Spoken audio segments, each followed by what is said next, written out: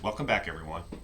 So, the ongoing Twisted Saga, which is, Lori Daybell, Vallows, Ryan, whichever last name and name she decides to use next or has used in the past, case is still going on.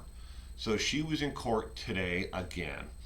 This time, her attorney, who is a different attorney from who was there the other day with her, this attorney was trying to get her bail reduced from $5 million to $10,000 again. And this bail hearing didn't go the way that they wanted. Spoiler alert, it's still $5 million and she's going back to Idaho.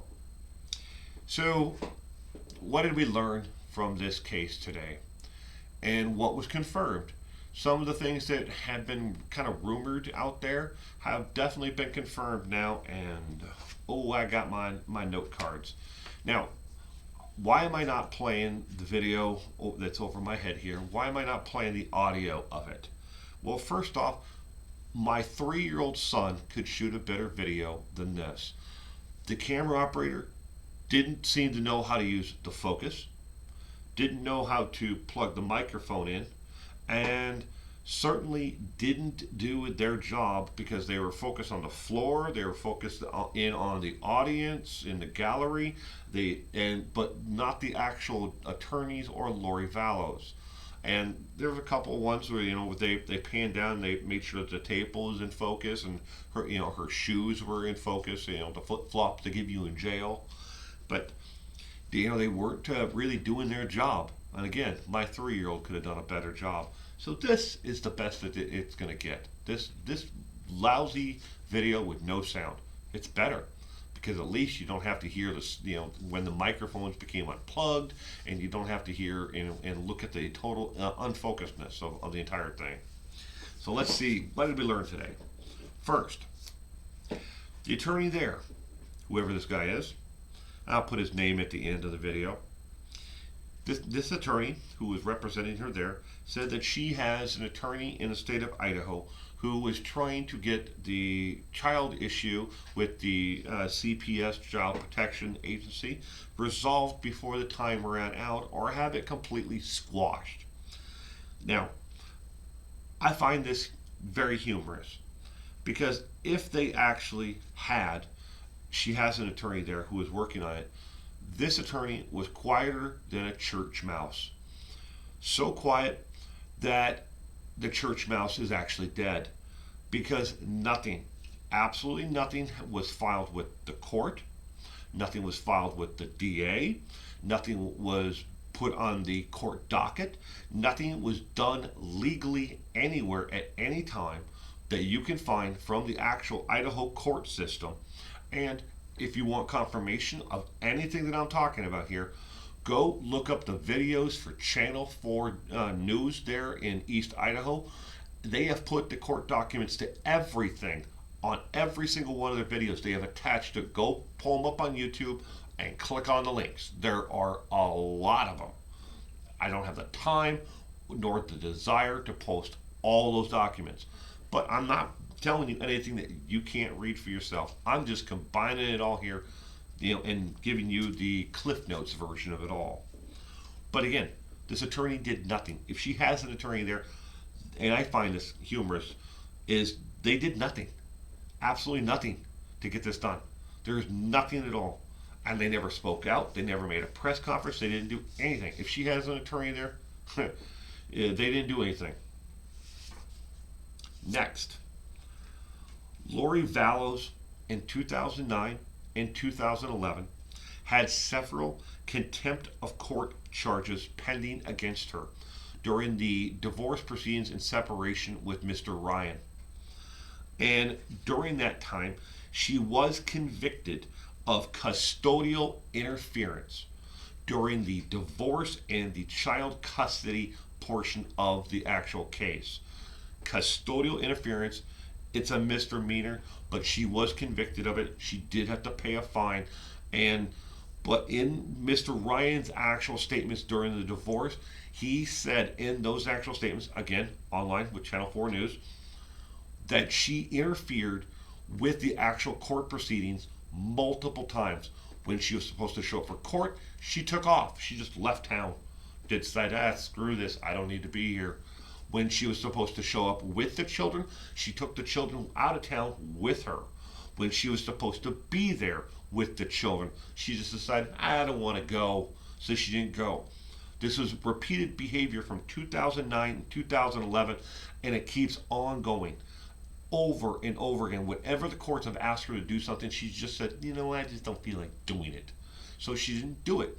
Another reason why they wanted bail so high, besides the actual severity of the charges, and we still don't know where the children are. But she has a history of doing this over and over again. The history repeats itself over and over.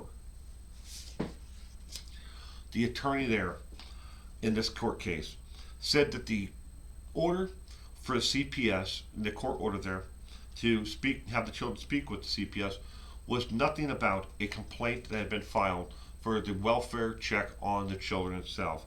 That it was for the government to come in and take her children and put them in foster care. And this is why Lori is fighting this. This is far from the truth. This has never been the issue. You can read the actual document, the court papers themselves, and it says all they were there for was to make sure that the children were okay, because she had alienated the children from their actual extended family. And it didn't say who actually filed that complaint, but that is why they went there.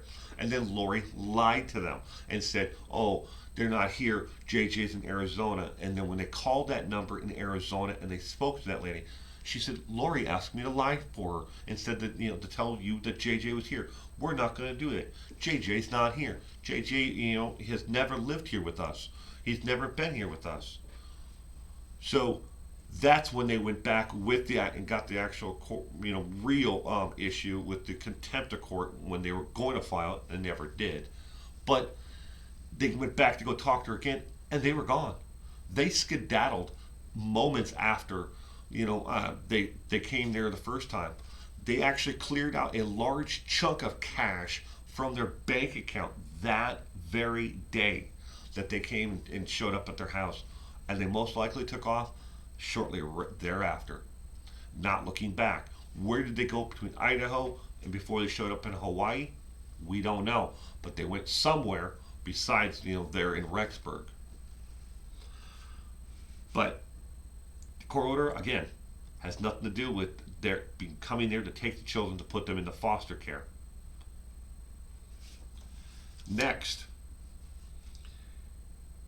the attorney there said that Chad Daybell has established residency in Hawaii, and that Lori was in the process of establishing, or has established, a residency there in Hawaii. I don't know if you've ever been to Hawaii. I have. Let me tell you how it works. You go there, to Hawaii, and you go to the grocery store. There's one price for you, and there's one price for residents. There is a price for everything that is different for those who come there and those who are just visiting and those who live there. It's a totally different system. For in order to become a a resident of Hawaii, you must apply. You must prove that you have the means to take care of yourself, that you have a home, that you need to prove all these things before you can become a resident, and then they give you a residency card that says you are a resident of Idaho, of the state of Hawaii, along with your driver's license. You have two separate little cards, that you're a resident and you have your driver's license. Chad does not have either one of those, nor does Lori. They do not have residency. Yes, Lori has since 2009, the longest she has stayed in one location is in Hawaii, and that was for 4 months. She has gone back and forth between Hawaii and other places constantly, moving. Whenever she feels a whim, she's gone. Whenever she's gone, she's gone. She hasn't stayed in one place, and she hasn't established really a homestead, a solid place to raise two children, let alone a place that she can say, this is home. She can call Hawaii home all she wants, but she's never once established residency in Hawaii.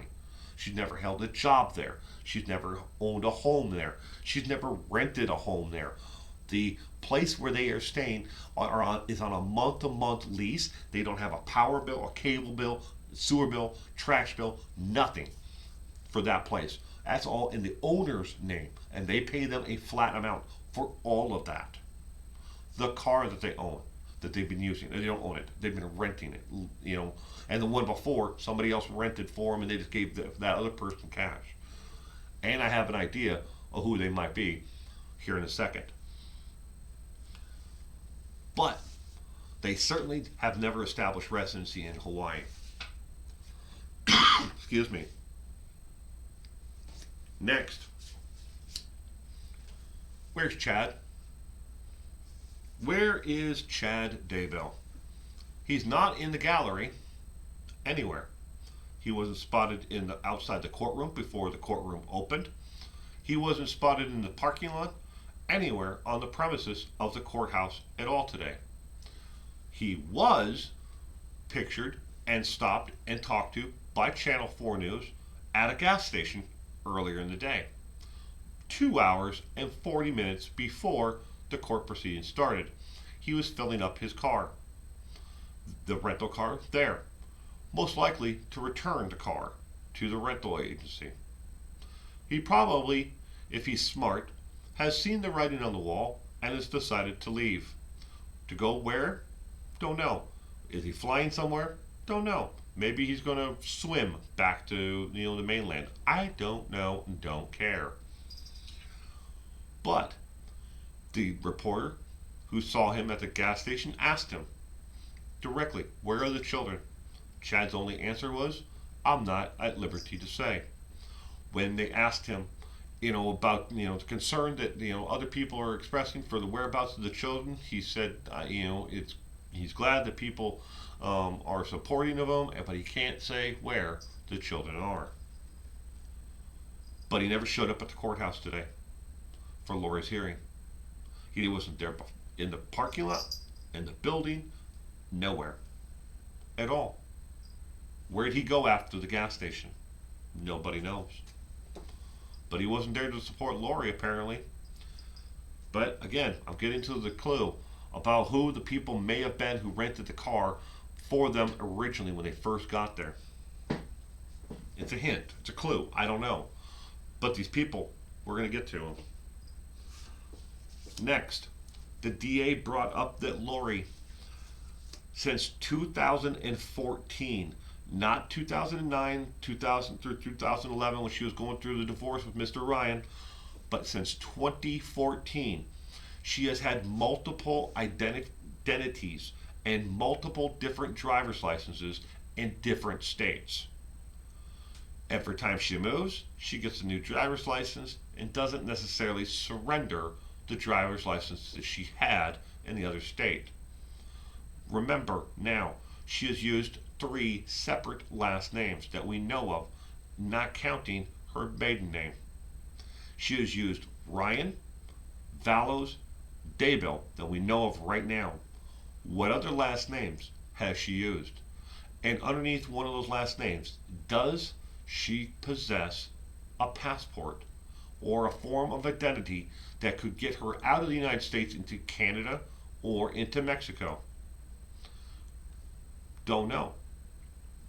In case you're wondering, there is an extraordinarily large population of Mormons who live in the Juarez, Mexico area.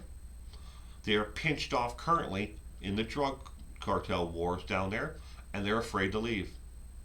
But there is a very large population of Mormons in Mexico. And yes, they are by far polygamist. And a lot of them are doomsday believers. These are the things that we learned today. On top of, Lori has no bail now. From today until she gets to Idaho, she has no bail. Once she gets back to Idaho, she'll have to have a bail hearing again before she faces the actual charges. The judge could decide to remand her without bail. He could decide that $5 million is a sufficient amount and keep it at $5 million. He could set it at 10, 20, 30, 50, a billion. Nobody knows. That's up to the judge that she's already stuck her nose up to and decided that she doesn't want to talk to. That court system will set bail when she gets back to Idaho. 2, we've learned that she has had this behavior multiple times throughout her life, and she has never given a stable household to JJ or the Tylee. 3, the last place that Lori was seen with Tylee was in Yellowstone National Park, going through the Wyoming entrance. And Lori has ties to that area. Does she have an identification out of Wyoming? We don't know. But we know she's got one in Idaho. We know she has one in Arizona. And they talked about you had several different identifications from 2014 onward. Where else does she have identification of? Could it be Wyoming? Probably. But she's going back to Idaho now to face the judge to answer these charges. And maybe the church mouse is going to defend her in Idaho. We don't know. But it's kind of humorous and strange, and it gets more twisted as it goes on. Now Chad's not showing up for court with her. The strange couple who has been in the background of other pictures and stuff that people have posted online, not necessarily Channel 4 News, but other concerned citizens who have taken pictures of them while they're shopping or been out to dinner or at beach parties. This couple has been there. Who are they? I don't know. Someone's going to have to dig into it. I'm sure somebody knows. Thanks again for joining me today. And again, if you want to watch the actual video of this, I will put a link from Channel 4 in the description, and you can try to watch it and listen to it. But, even with your speakers cranked all the way up, you may not be able to hear everything that they say. So, have a good week.